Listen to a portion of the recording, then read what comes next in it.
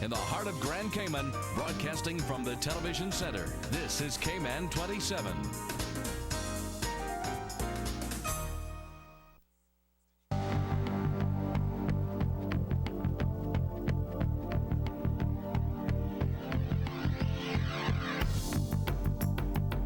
You're watching Public Eye, brought to you by the New Vision Movement. And now, here's your host, Dr. Frank McField. Good evening and welcome to Public Eye. We're trying to keep the Public Eye format alive and running because we think that it is still important, or at least I think it's still important, to continue to communicate to the public and try to enlighten the public with regards to general social issues and other types of issues that they might be interested in as we go along. Last week we had Jati, Anthony Brown, known to us as Jati, on the show, and he was talking about his delicious roast fish, roast conch, fish soup or fish tea, as we like to refer to it here in the Cayman Islands, that is sold in the Market Cayman next to the Macfield Square, which is School Road, Macfield Lane. And he's generally open on Friday evenings and Saturday evenings, selling very, very, very, very delicious roast fish. What he's sort of saying, a taste on your face, don't blush. And so we were giving him an opportunity to talk about his adventure or his entrepreneurial adventure in the community, trying to make a livelihood for himself. And just talking generally about the man's life and the fact that he's trying very hard at this particular point to try to find a new direction and find new support for himself by being able to earn good, honest money from selling delicious fish, conch. Oh, the chicken is fantastic as well, and that sort of stuff. In Market Cayman, we also have Franklin Smith, who I invited on the program tonight to talk about his delicious fruit shakes. The fruit shakes that Franklin make are delicious. I mean, they are one of a kind. I've never tasted something so delicious, so incredibly nutritious as well. And Franklin is there in the Market Cayman area that is trying to develop itself as a little communal market where people can come. Franklin have sweet sops. I eat them every time he has them. I eat a great quantity of those, and they're fantastic. Not only do they taste good, but it's good for the digestive system as well. We know that fresh fruits are really good, nutritious, and good for the system. I've heard it helps to reduce cancer. So especially when you get a particular age, but you should start eating good fresh fruits from the very beginning, but when you get a particular age, I think it's even more important that this sort of stuff go through your digestive system to help to clean it and massage it. Franklin is there with bananas, pumpkins, mangoes have been very, very, very few this season, so he hasn't been able to produce those. But the plantains are fantastic. I'm frying plantains in the morning and eating plantains now because I can get nice green plantains, let them ripe, and then really enjoy them, or enjoy them as turned plantains or as green plantains. And you can get them from Franklin Smith, the Mango Man, there in Market Cayman. I'm talking about this because it's a very important enterprise that we started during the period that I was the minister responsible for community services, and we felt that what we wanted to do with the youth enterprise scheme and with the whole idea of developing a local market was to give grassroots people the opportunity to become involved in commerce and really start to develop some activities for themselves. Unfortunately, a lot of people believe that the customer should come before the seller comes. And that people want to see their success before they try something. And a lot of people don't have a lot of patience, and they don't try long enough. They don't know that 7 years sometime in a business is just to get your business to the point to get recognition, and maybe for the business to begin to pay for itself. But up until that 7 years, you might be nurturing that business. So a lot of people think that business is very simple. All you need is an opportunity. But you need an opportunity, but most importantly, you need to be able to know how to take advantage of the opportunity, and that means mostly sacrifice. If it's in business or anything else, it normally entails that we give up more and more and more of ourselves to that thing that we are beginning to serve or to promote or to work with or for. So there are a lot of things that grassroots people really need to learn about business, that you have to get in there. You can't take the money and you can't just spend it out because you're making some money, because then the business go broke and then you have to start all over again, and you have to start all over again.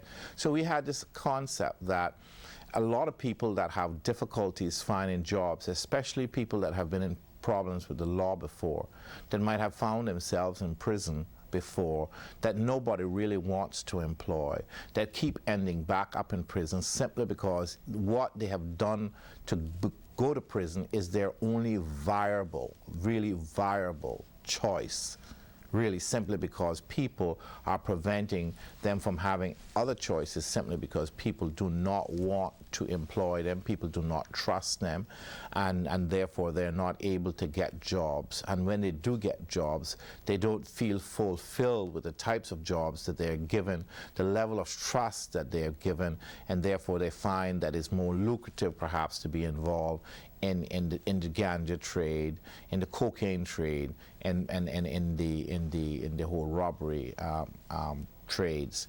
You know, Jati was speaking about quite a few things from his perspective, and I allow people to talk really from their perspective. And it's unfortunate that in the Cayman Islands, we mostly don't want to hear the other person's opinions. And when we do hear other people's opinions, we are offended by the opinions of other people, because we only feel that there should be one opinion, and that is the opinion that we believe in. You know, but many different types of people exist in our society. I think it's about time that we begin to recognize the diversity of our society. And that diversity is not just because of foreigners coming in and living in the Cayman Islands and calling the Cayman Islands home. Caymanians themselves are very diverse people. We're all individuals with different types of desires and different types of attitudes and different types of possibilities and capabilities, and we should appreciate the diversity within the Cayman population. Some of us have had different kinds of chances at different times in our lives. For instance, there might be people who, in the beginning part of their life, they have had criminal activities. They were involved in it. They're not ashamed to talk about it. But at this particular point in their lives, they might be looking for something that is more mainstream, something that is more what you or me or anyone else might be looking to do in terms of trying to find a way of earning a living and trying to raise a family and trying to do things that normal people normally do. But do we give them a chance? I'm saying this because I've had it come back to me that there were people who were upset that Jati was on the show, that I had him on the show. I would like to say to those people, because where it comes from seems as if it comes from people who are higher up in the society. And when we say higher up in this particular case, I might be talking about people who are in government, either civil servants or politicians. I was honored to have the gentleman on my show. I am always honored to have people like Anthony Brown, who are good people, who are people who know how to be friends, people who know how to help and assist. He was one of the most incredible people during Hurricane Ivan. The first glass of cold water I got it from him. The first hot food I got from Jati. And a lot of other people got from him as well. He was the one who was out there helping us to pass out parcels to people. He was the one who helped us to get to the people who were shut in to take their foods to him. He's the one who was working in the community and who was giving things back to the community. But even before he started being related to us in Markfield Square, he had been doing this all his life. Although he might have gotten in certain issues, he has always been given to the community. But those same critics of him, when he tries to change his life, those same critics, what have they done to deserve to their community's blessing? What have they done to give something back to their community? Because, you know, this is one of the most selfish places that you can find in the world. The Cayman Islands people sometimes are some of the most selfish people. They talk about Caymanians, but they're really talking about themselves. And this is why, at the end of the day, when you try to give Caymanians an opportunity, they try to tear them down. You try to say, let's do something about the reforms at the prison. Let's try to see if we can develop the characters. Let's see if we can deal with some of the lacks that were there before. Let's see if we can restructure, rebuild, rehabilitate certain peoples. And all they do is sit and complain about those attempts. Yet when the people come back out and they have murders and they have robberies in their society, they get upset that these things are happening. Yet they do not pay attention to anything besides their own interests. That is very, very sad. That is very sad that sometimes when we talk about Caymanian, all we mean is the singular, not the plural. It's not the we, it's the I Caymanian, but not somebody else. It's my rights, but not somebody else's rights. It's I'm hurt, but not somebody else's hurt. And that is too common. And we have to begin to mature, and we have to understand that growing up takes a long time for a community, for a country, for a nation. Nation building is not something that happens overnight. And although we lacked in the very beginning the kind of cohesive types of societal structures that existed in other places, we are coming to the point now where we need to begin to mold and to build our communal relationships to the point again where we can think about Caymanian being more than just one, just me, but Caymanian really being us. That we give chances to people like Anthony Brown. You know, it was interesting that when the police and the Auditor General actually made a search of my premises on June the 17th, that one of the things that they actually took from my home was documents was two white manuals, one called Caribbean Cartel, and the second, The Criminal Lawyer, and the author was Sheldon Brown. Now, I don't know what that has to do with their particular investigation into the affordable housing issue, but it's the same situation there, where Sheldon Brown had made himself known to me, and he had told me that he was a writer, and I had actually met him in the East End at one bar at one particular point. Of course, there was a big scandal about the fact that I was sitting there in this bar with Sheldon Brown and his boys, and we were talking about his desire to write, and the fact that he has written these manuscripts, and the fact that regardless of who he is or what he will be or whatever, I feel that it is not my nature to turn people away. It is not my nature to turn anybody away. It is my nature to try to find always the best in someone. And when it's 90% bad and I see 10% that is good, I really concentrate on that 10%. Because it's the good in people that I love, it's the good in people that I seek, it's the good in the world that I seek, and not the bad. I know there are bad things in the world, I know there are bad things in a lot of people, but it's the good that I go after. A lot of people here don't see it that way. They see, if they see 10% bad, I don't want nothing to do with them.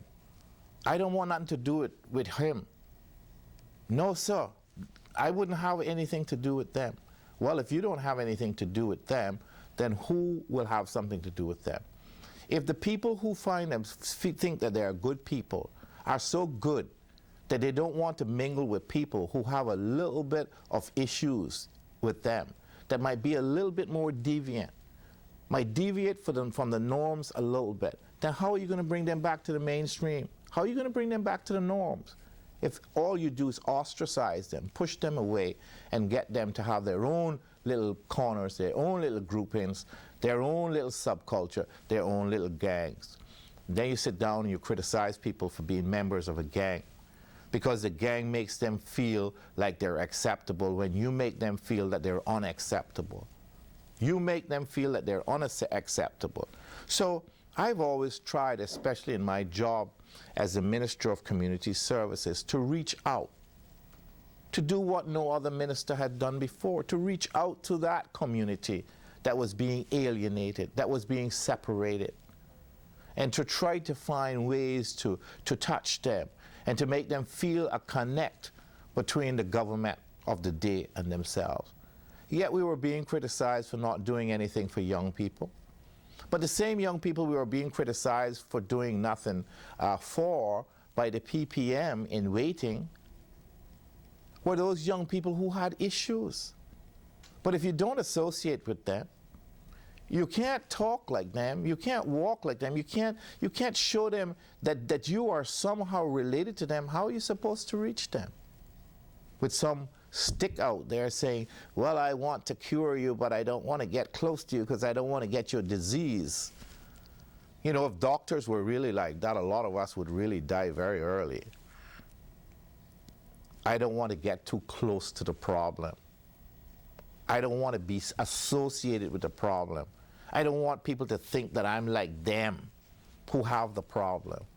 That is one of the reasons why our social problems have continued to build over the years and will continue to build, simply because we refuse to address it from the perspective that what we're really doing is that we're attempting to know why people have this kind of difference, and to know what the issues are, and to know what we need to really do to bring them back as a part of our society. What motivates them? What satisfies them? It's different for different people. They say different strokes for different folks. So we have to stop this whole thing about, well, he had him on TV, so you know what that means. You know, I mean, and these are intelligent people, and I am amazed sometimes by the power of rumor in this society, by the power of rumor in this society. That rumor, the fact that you see two people together, means that they're having some kind of relationship. You see a man and a woman together, that means that they're having some kind of sexual affair. And there are a lot of people that pretend just to be next to you, just to make people think that that's what's happening, because they know that everybody is so gullible when it comes to these issues. Rumors, gossip, innuendos, wickedness, because at the end of the day, there's nothing that attacks you more viciously than rumor mongering. A slap, a punch, a bullet has more sympathy than some people's rumor mongering. It attacks the very basis of your humanity. It attacks you on a psychological level that is unbelievable. It destroys your social credibility. Rumor mongering is something in Cayman that is awful. And that's how they push people out. Because when people come, they come with the suspicion that you don't like them. You're not going to give them a job. You're not going to treat them fair. You know why? Because people come with a sense of having been judged and condemned by you. And so there is no coming to the point of trust. those people cannot find themselves back into the herd again. And so as a result of that, the numbers become larger, and the desperation of certain elements in those groups becomes even more intense each day, and there are certain members of them that are very willing to carry out certain acts against the society, in the society, against the society. So what I'm saying is that I understand a lot about the rumor mongering, and I understand that it goes up to the highest echelons of our society, that people sit and they discuss second-hand, third-hand, fourth-hand, sixth-hand information as if it was first-hand. If they would wear second-hand clothes the way they talk second-hand news, a lot of people would be saving a lot of money to help their children in university. But their disrespect for second-hand clothes should be how they should disrespect second-hand information. Oh yes, well, you know what? We hear that Dr. Frank McField, the Minister of Community Services, is no longer with his wife. That becomes a thing that goes around like wildfire among the PPM, because they're the greatest gossipers in the world. I swear the PPM machinery has captured that Caymanian weakness or Caymanian strength, which means the ability to deal with fourth-hand information in a way that it was first-hand and convince people that it's first-hand. All kinds of rumors out about me before the election. Same way that somebody says, well, if we see him with Jati, that means this. Or we see Jati with him, that means this. Or we see that Sheldon Brown novels are there, that means this. Or we see this, or we see that, that means that. If he helps this person, that means he's in bed with them. Or if he helps this one, that means he's in business with them. Why is it if I help someone, I'm in business with them? Why is it that if I help this one, I'm in bed with that one? Why is it that you cannot just be good Christians and help people? The time a lot of people spend in church, they should spend out helping people. That's what they should do. But they think that their salvation comes from getting on their knees rather than from helping people.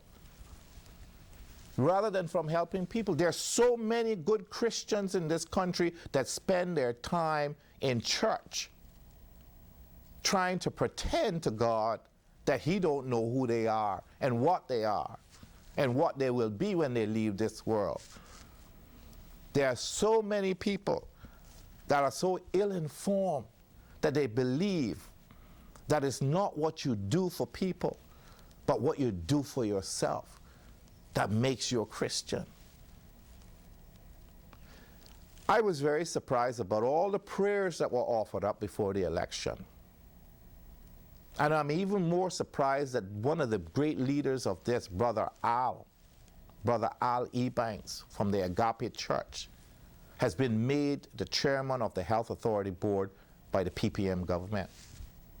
I wonder whether or not they see it, I'm not talking about him, whether or not they see it as a reward that is being offered to him for his assistance and scaring the people to think that something bad would happen during the election, and therefore they had to pray, and they had to pray, and they had to pray. To create this feeling that there was something so terribly wrong in this country that we needed to offer up prayers in order to correct it. Now he is the chairman of the Health Authority Board. Any rewards for him? Any rewards? I am not saying that it is wrong for Brother Al to enter to serve his country in this particular way, but I know that there are people who say the greatest way that I can serve is to serve in God. And when I have served God, I've done my duty to man as well. We don't need to jump out here to be politicians, or we don't need to jump out here to be members of this board. There is enough in the Christian community to be done. There's enough teaching that is needed. And who am I to say this? Well, just say, I decided to say so. If you find any sense in it, take it. If you don't think it's nonsense, throw it away. It's my opinion. It's my opinion that the way that he went on, because he was a member of the Keys Foundation, which is the youth board that we established, Children Keith Foundation, the Children and Youth Board Foundation. We established this foundation because we wanted to get rid of the Marine Institute, which he was very, very, very tied up with. They were all very upset because I decided to get rid of the Marine Institute. And we created back Bonaventure. We brought Michael Miles back in, and we established a fairly good program. We had Miss Mary Lawrence in the beginning helping us out. We established a fairly good program. But when Linda Mitchell, who has continued to survive in this society very, very successfully, decided that she was going to dump Michael Miles, she was going to fire Michael Miles, I said no, I intervened. And Brother Al was one of the people who walked away. He wanted me to know that no uncertain terms that was not going to happen. He was supporting Linda. And I'm saying this now because I understand that this man says that he's a Christian. He married me and my wife.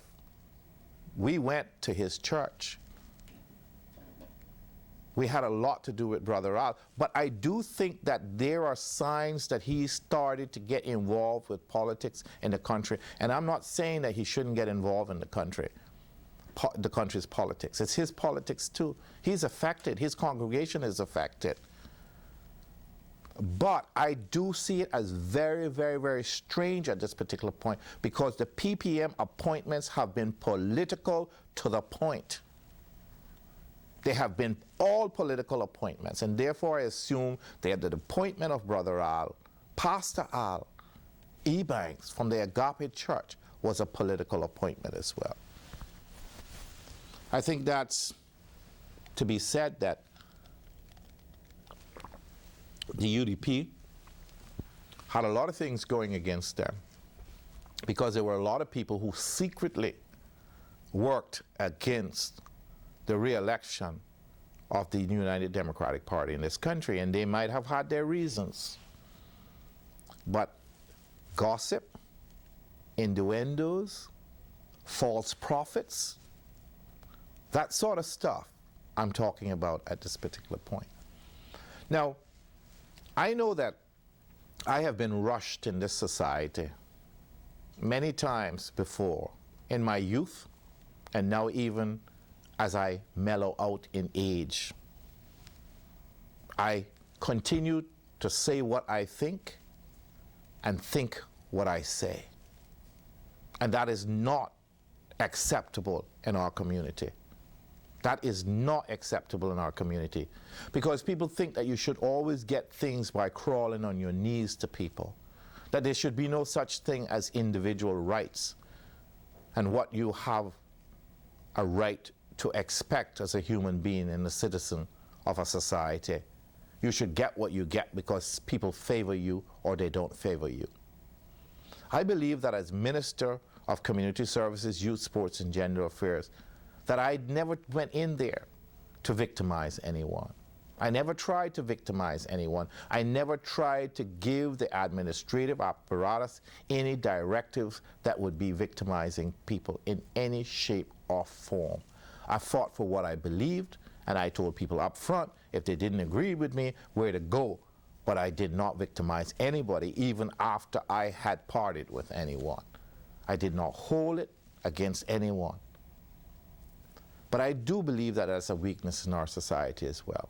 I believe that people are grudge-carrying people. We are a grudge-carrying people.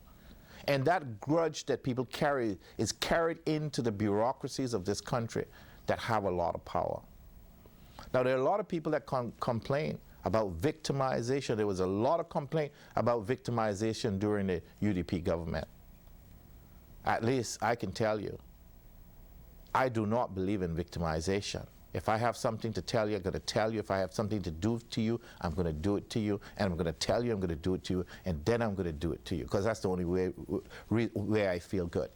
I don't feel good because I can go home and say, oh, look what I did to this person behind their back and they don't know. oh, I just shot this person and nobody knows and they don't know and I feel good. No, I want to feel good by telling you what I'm going to do and doing it. So I don't believe in hiding things and victimizing people. I believe in coming out front all the time.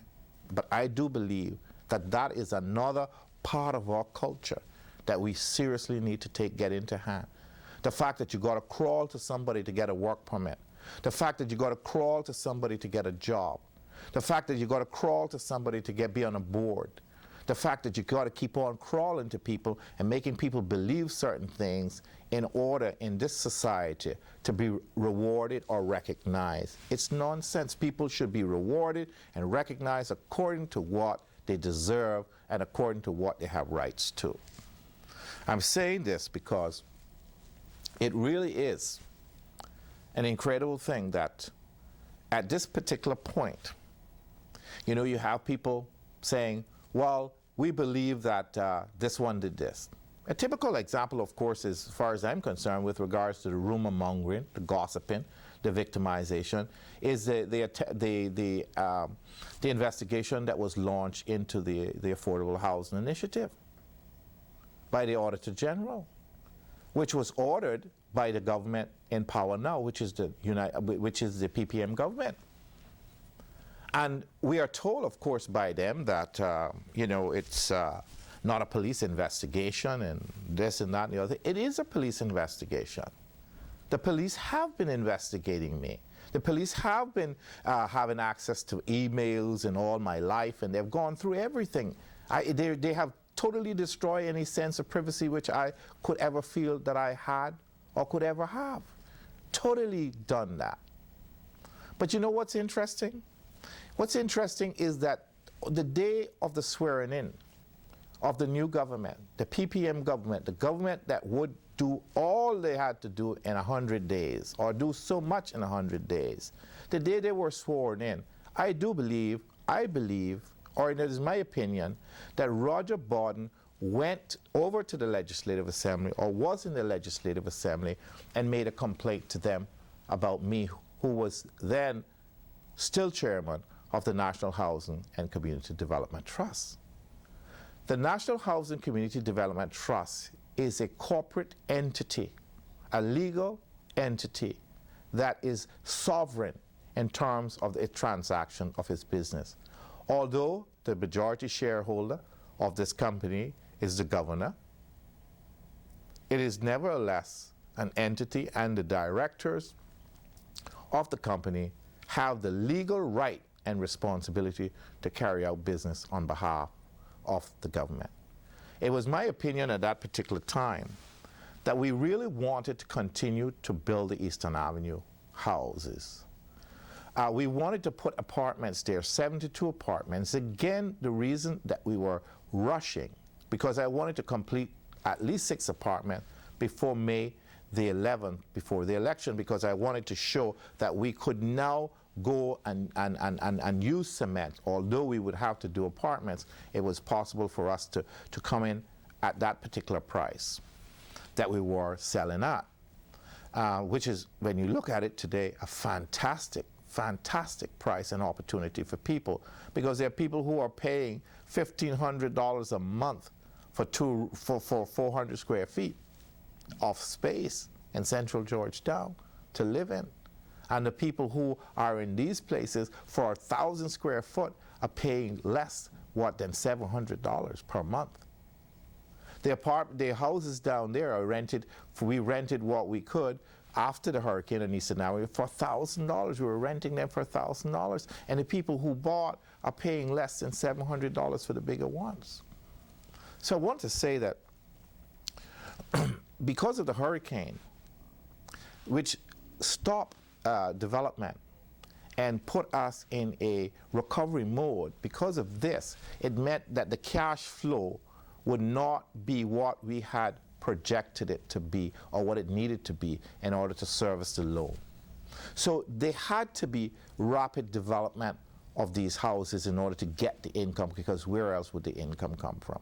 So we had the idea of building apartments and also building temporary accommodations at Fairbanks that we felt would be very, very needed, especially by the DART program and by other people that would be bringing in workers in the country and would have no places for them to live. So the National Housing Community Development Trust, because it owned the Fairbanks land, had an ideal opportunity to provide temporary accommodation and to improve its cash flow in order to service its loans and therefore to make up for the fact that it had not reached its projected 200 houses and therefore would not be able to get the income from the 200 houses to service its loan. I always try to encourage the trust and the people that work for us to not depend upon government for subsidies. So I did say, as chairman of the trust, even after I was defeated by government, that I would like to do the contract with Staunch Limited, and we would like to see this continued. He went to them. The next day, or that same day, I believe that the government, a new government, met the day they were sworn in that evening, and I think they removed me and all the other people from the National Housing and Community Development Board. So started the problem. So started the problem. We were removed from the board. There was no legal people entitled to make decisions for the board. Because the board, the constitution of the board, the company's law itself demands that they be directors, and the directors have certain duties and responsibilities. So they fired all the people from the board without replacing anyone on the board. The government, again, in its haste and its revenge and its attempt to listen to rumors rather than to see the sense of the scheme that we had, the plan that we had, the intentions that we had, they jumped in there and started recklessly trying to sabotage what I had been able to accomplish in the housing, public housing sector here in this country. So what they do, I had dismissed Roger as chairman and therefore legally had the right to dismiss him, even if it was at that particular point not censored by the board. It could have been. We were going to have a meeting on that Thursday. They were sworn in on Wednesday. We were going to have a meeting on Thursday at 3 o'clock, and they made sure that we never had the meeting. Roger ran around, made sure that each one got their letters from the government saying that we were removed from the board. And Roger Borden started to manipulate things and to dictate things. And he was the one who started this whole idea thing about the fact that because I wanted to go ahead with the contract, that meant that I had an interest more than what I had been expressing in the Staunch company. And he went on to tell lies about my relationship with people in Staunch and people in Vectro Mechaniche, the people who had originally built it. And he continued to spread gossip. He continued, I've heard, to sit with Mr. Carson in restaurant, Carson Ebanks, who had been my secretary at that particular time, and talk all manners of evil loud so that people could hear while he was drinking, while he was drunk, and talk all kinds of evils about me and why I wanted to achieve certain things, simply because I had dismissed him, because he was aggressive, because of his character, because of the way he had gone against the social development manager, Catherine Tyson, because of the way in which he had treated at least 2 women who could testify to it in that establishment. And I tried to bring a stop to it. Mr. Carson Ebanks did nothing. Doreen Whitaker did nothing to curtail this man. They listened to him and allowed him to continue his ways. Now, why did the government allow this man not to be checked when I said that he was incompetent, when I said that he was not doing his job, when I said that he was aggressive? They said, no, it's you, Frank Macfield. You're the bad guy, not him. We're going to keep him on. We're going to fire the board, and we're going to give him all this power now because nobody is controlling him. And he went around for 3 months doing what he wanted to do, having relationships the way he wanted them, and at the same time getting more and more drunk and saying more and more horrible, nasty things about me in public places. So the Auditor General based a lot of his assumptions on what Roger had said. They continued to harass me, a former minister, no respect to me as a former minister, because I'm just that little old black boy who just happened to have made it there. So you can do anything you want to him, and nobody's going to say anything because nobody likes him anyway. Nobody's going to defend him. So let us do what we want to him. Let us degrade him. Let us depreciate him. Let us do what we want, because nobody is going to defend him. That is the position that they have taken. So let's hold Roger up. Let's slap him down. It was politically expedient for that government that went around rewarding people who they felt had supported them and trying to penalize people who they felt had opposed them, including myself. So it comes to a point.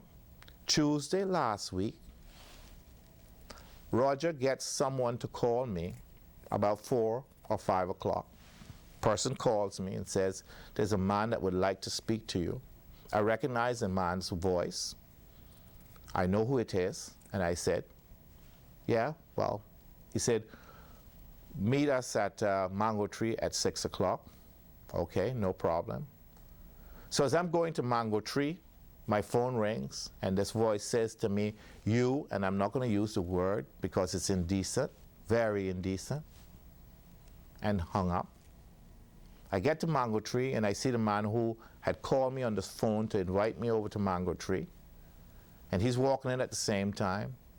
We walk next to the bar. I see someone at the bar that I know from a construction company, and I stand up and I begin to talk to them.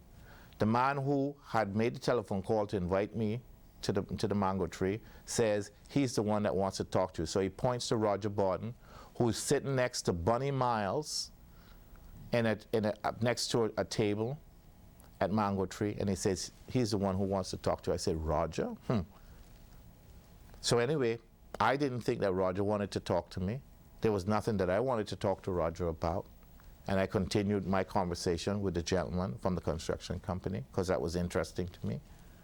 Roger comes up and he uses the same word that the voice on the telephone had used. And I'm not going to use the word because it's an indecent word. And then he continued to call me nigger, to call me bum, to say I never had a job in my life, that I had stolen money from the government. And he went on, and then he challenged me to fight. He went out in the parking lot, waited for me. I didn't go. He came back and he started his assaults again.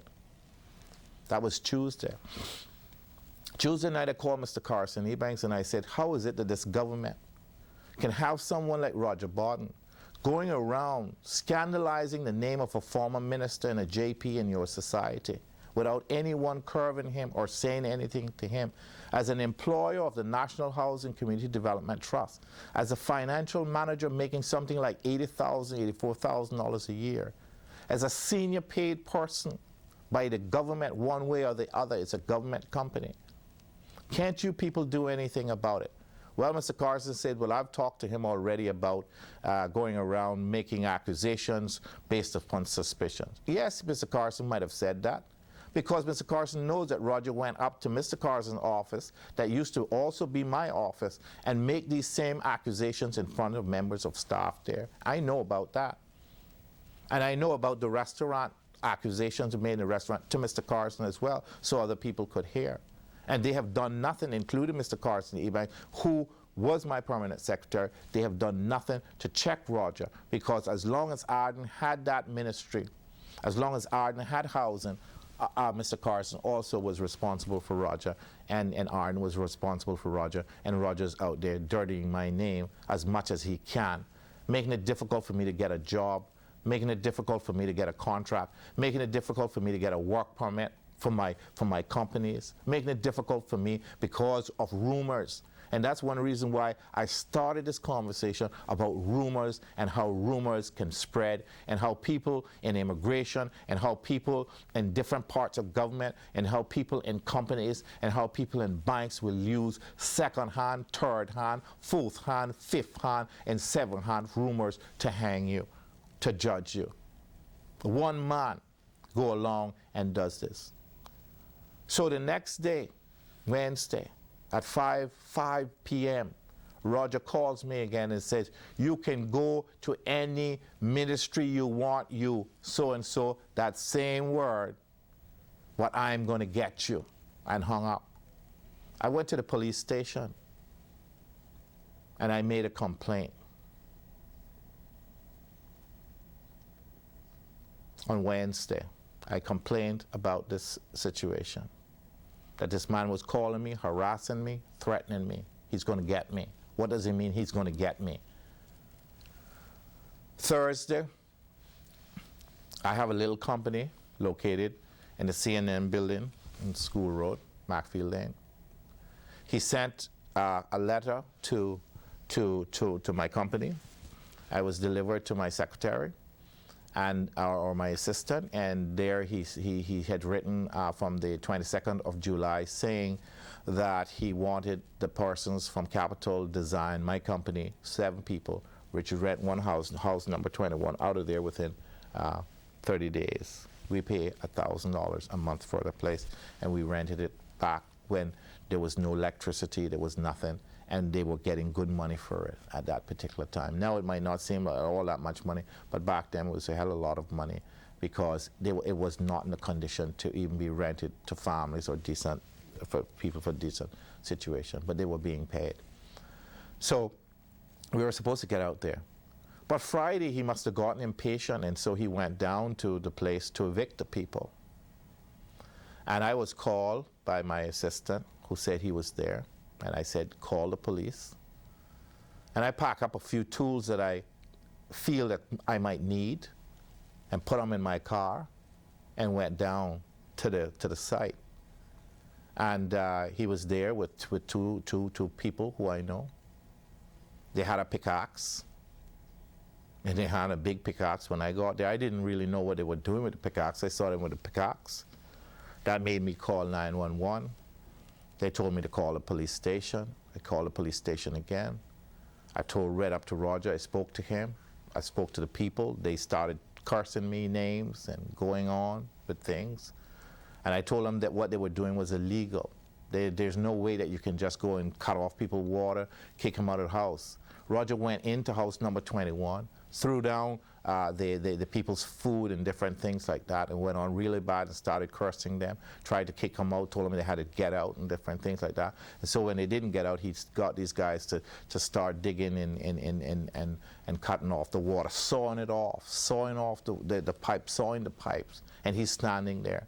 And he has the site manager, Mr. Esmer Range, there instructing these people. I had to say to Mr. Range afterward, I said, Esmer, I expected better of you than this. Oh, well, his boss told him to do so. I said, if your boss tell you to kill me, you're going to do it too? Oh, no, no, no. He wouldn't do that. But he cut off the water because the water authority does it too. Well, it's the water authority's water. But I know one thing, that they had no right to act and behave in the way to which they did that. They antagonized and provoked our workers on Friday. And I was very upset, because I had, again, the feeling that what they're trying to do is to lead me to the point where I actually do something and commit myself, because they know I'm only going to take so much. They know I'm only going to take so much. So I said, you know what, I'm going to try to keep cool as long as possible, because these people are devils that are trying to provoke me to sin and to commit myself. This is what this is all about. It's all about provocation. So I said, they have used Roger for 3 months. They have used him to scandal my name. And now that they're not getting the results that they want, they're sending him to provoke me. Like the devil, he's coming to provoke me, for me to do something bad and to commit myself. So let me talk to the Lord to keep my temper under control, so that I don't go that way. but it's kind of hard sometimes to swallow all of this. I, a former minister, who I felt served with distinction, is being degraded in this particular way by people paid by government, by the PPM government, to do this. I left that evening and went back because a police officer came, heard my side of the story, heard Rogers. We had owed him some rent. We had sent the check for him. We had the check for him. Elizabeth had the check for him. He tore up the check, tore up the letter, and told her to tell me where to stick it. Tore up my check, tore it up in front of her that evening. The next evening, Saturday, I got a call from Roger. I was lying down with Joshua. We were resting because he normally takes a rest during the evenings. But I get a call. So Roger said to me, "You know where your friend Dag is now?" Dag meaning the Norwegian that is part owner of Staunch. "You know where your friend Dag is now? That's where you're going to be soon too." I later found out, I went to the police station to make a complaint again because I'm saying I'm getting enough. I'm getting enough. It's coming to a point I'm going to do something. I'm getting enough of this foolishness. And when I go to the police station, I found out that they had arrested the Norwegian. In fact, he was in jail. And he was in jail, apparently, that they had suspicion that he was working without a work permit. So he was arrested. He spent the night in jail, the Saturday night, and they released him on thing. So what Roger was trying to say to me is that he has powerful friends, and he has friends in high places, and that he can get people arrested, and that he is going to get me arrested too, and that he's going to put me in jail. Because he did swear that if the last thing that he did, he was going to have me in prison. That's what Roger Borden, who works for the National Housing Community Development Trust, have done. I've made several reports to the police, and I was expecting that the police would bring some charges against him for the way in which he has conducted himself against me. I have not heard from the police. They said they were going to call me the last time I was there. I've heard nothing from them. I don't know what they're doing with Roger. I've called Mr. Kurt's ministry to speak to him, to warn him, to ask him to intervene and do something. I have not heard from Mr. Kirk Tibbetts. I heard that he's gone off on a 2 weeks leave. And I said, 2 weeks? He just won the election. He just started working. Why ain't going off on a 2 weeks? He should at least work 6 months before he go off on a 2 weeks 2 weeks vacation.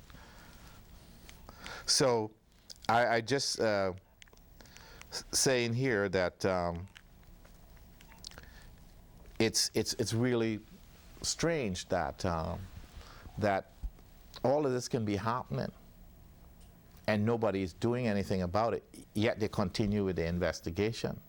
They continue with the accusations. I'm trying to get some work permits from the immigration because I too, like everybody else, employ people who have to have work permits. And I need to feed my family. But according to some suggestions, I have to wait until certain investigations are finished because of this and that, and there's this there, and there's that there. I'd like to say that the arrest of the Norwegian and the charging of the Norwegian staunch person as working without a work permit seems to me really weird, because they were given the exemption from the government. I did authorize that their passport go over to immigration and be stamped. I have said this to the immigration. So I don't know what the problem is. Why they try to build a case against the company, that company, with regards to working without work permit, when I said that we in our ministry were the ones who took the passport. These people had nothing to do with it. And we did that based upon the fact that we had given exemption to the other company, Vetromechaniche. And it was my understanding that we were given the exemptions to companies working with the Affordable Housing Initiative. that we were giving duty concessions to materials being brought in for the Affordable Housing Initiative. And it was the position of the government and cabinet that we would do whatever that was necessary to facilitate the development of affordable houses. Why are they going at the company? Now they continue obviously to run a police investigation. They continue to terrorize people who they think are associated with me. They continue to treat them in this particular way, and they continue to let Roger Borden run wild, picking fights with everybody. I wonder what it is that they think that they need to do more to antagonize people. The PPM have promised an open and transparent administration, but the administration is also immigration, police, and other government agencies. I would like them to be a little bit more open and transparent about the investigation which they're carrying on against me. I would like them to do something about Mr. Roger Borden. I would like them to do something to show, in fact, that our housing scheme was not only affordable, but it was something that was well thought out and it was well planned and it was well intended, and there was no criminal intent nor act involved. I would like them to take some of the money that they're spending on the investigation of Dr. Frank McField and spend it on providing houses for people and providing possibilities for people who are out there on the outside becoming more delinquent to maybe have a bridge to the inside. I would like you, ladies and gentlemen, who listen to me and who are not offended by my bluntness, to maybe say something to your representative about the unfairness that you believe, or you might be convinced, that is taking place in relationship to the way in which my character is being slandered by government-appointed persons. I wish you good night, and I wish you all the best, and I wish that we all can get rid of this rumor mongering, because secondhand news is the worst news, and this is the one reason why I believe that those of you that watch Public Eye are much better off than those who shut it off or won't watch it at all because of Frank McField, because at least you know I'm going to come and give you first-hand news and not second-hand news. The Compass printed an article about what took place at the affordable housing site at Eastern Avenue with Roger Borden. There's a lot more that could be said that I'm not saying tonight simply because of the arrest of the Norwegian being charged with the working without the work permit. And the Staunch I know quite a bit about, because it's a company that we work with. We try to facilitate in the beginning in order to create competition for the Italian, in order to keep our prices down, in order to get our houses repaired very, very fastly. So I do know these people, and I do know that what is happening to them is only because they're people who believe that they can use their power whenever they want, because they got people in high places that want Frank McField and therefore will protect them even if they abuse their power. Good night from Public Eye, and may God continue to bless our beautiful Cayman Islands and help us to get rid of rumor mongering. Thank you.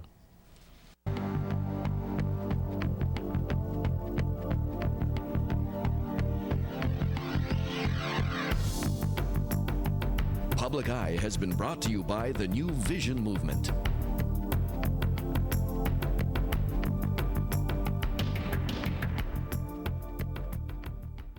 Create that special ambiance in your home. A beautiful laid table makes a meal the highlight of the day.